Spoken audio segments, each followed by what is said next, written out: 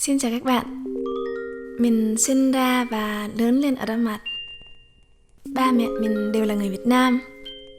Và phần lớn cuộc sống của mình là ở Odense, thành phố lớn thứ 3 của Đan Mạch, và nó nhỏ hơn Sài Gòn 7 lần.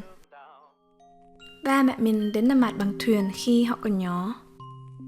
Cuộc sống ở Đan Mạch nó thật đặc biệt. Và nó còn đặc biệt hơn nữa nếu mình có gốc Việt. Và mình vẫn có lúc mình gặp khó khăn với danh tính của mình, vì mình không biết mình là gì, người Việt hay người Đan Mạch. Mãi đến năm ngoái khi mình bắt đầu đi tìm hiểu thêm về nơi đất mẹ của mình. Nhưng đó lại là một câu chuyện khác. Vì bây giờ mình đã trở lại Đan Mạch, nơi mọi thứ bắt đầu.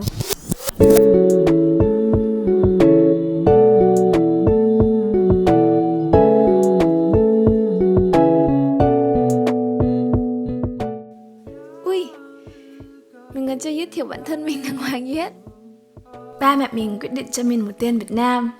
Và lý do của ba mình là đặt tên tiếng Việt để cho người Đan Mạch đọc cho éo lưỡi luôn. Vì ba mình khi mới đến Đan Mạch cũng bị éo lưỡi khi đang học tên người ta. Nhưng mấy năm sau khi mình đi học mẫu giáo, ba mẹ mình thấy người ta đọc tên mình nó khó quá. Thì ba mẹ lại thấy tội nghiệp. Cho nên mẹ mình quyết định lấy tên Thánh mình làm tên gọi luôn. Mà dù mình tự gọi bản thân mình bằng tên Thánh, trong tờ giấy tên mình vẫn là tên Việt Nam. Và xui hơn nữa là ba mẹ mình khai xin ngược tên của mình. Vì ở Đan Mạch người ta ghi tên mình trước, xong rồi mới ghi tên họ. Và đấy là lý do tại sao mình được gọi bằng tên đệm cả đời. Và đó là Thùy. Thùy cũng là một tên bình thường thôi, mà mình chỉ xui cái điều người Đan Mạch chắc người ta éo lưỡi khi phát âm tên mình. Vì người ta phát âm tên mình là Thúy.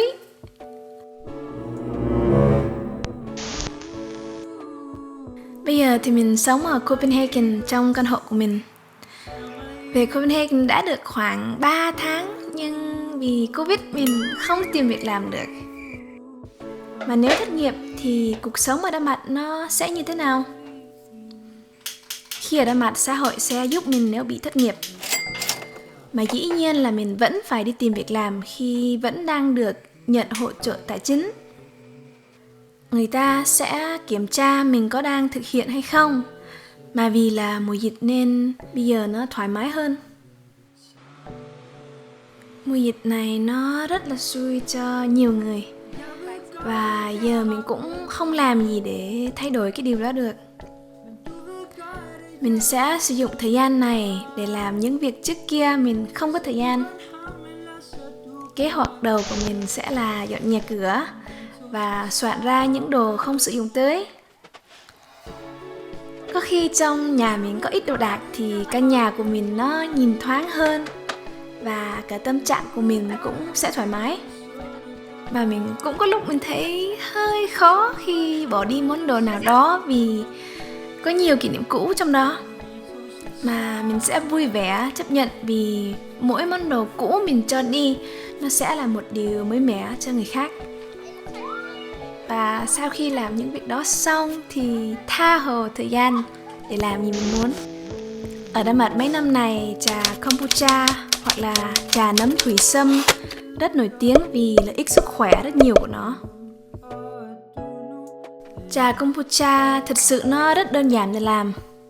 Mình chỉ cần một nấm men, trà đen ngọt và một bình thủy tinh sạch. Mình thật sự rất mê làm kombucha.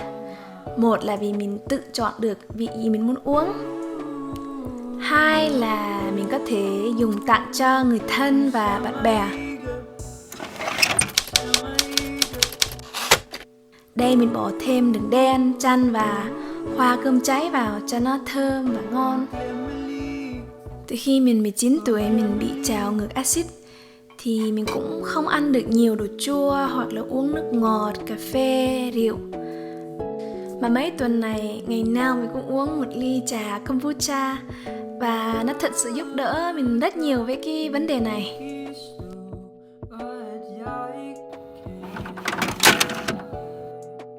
vào buổi tối thì mình dùng thời gian để tìm việc làm. Và giống như mình đã nói, bây giờ nó rất khó tìm.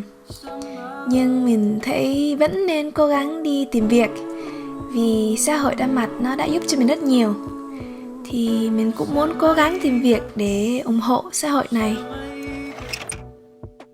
Trong thời gian nghỉ này, mình cũng đang tập viết nhạc và tập đánh đàn guitar. Đây là điều mà trước kia mình rất muốn học làm, nhưng mình chưa bao giờ thực hiện được. Còn bây giờ thì mình có thời gian, thì mình cũng phải bắt tay vào làm thôi.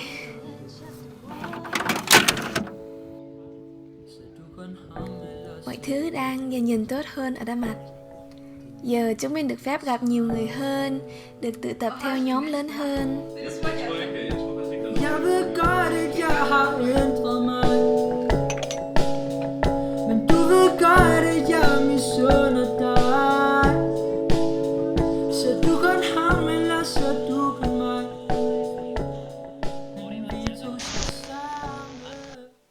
Bây giờ mình cũng đang cố gắng chăm sóc cho mấy cây ở nhà mình nhiều hơn, vì mấy tháng này nó hơi buồn ở nhà một mình khi mình đi Việt Nam 6 tháng.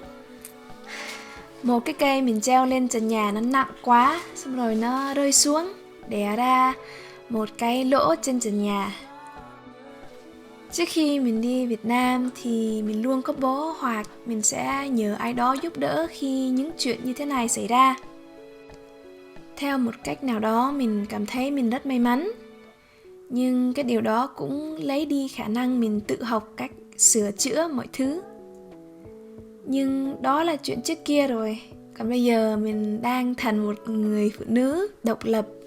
Mình tự sửa chữa mọi thứ mà không cần nhờ sự giúp đỡ của người khác. Và tất nhiên sau khi làm xong việc này, mình cũng phải gọi cho ba mình, khoe cho ông là mình đã tự sửa được một cái lỗ trên trần nhà.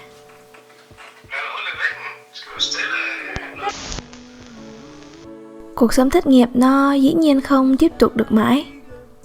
Mấy ngày nay mình đang chờ đợi email thông báo kết quả đăng ký học thạc sĩ của mình. Và mình cũng phải chuẩn bị tinh thần cho cả hai kết quả, dù tốt hay xấu.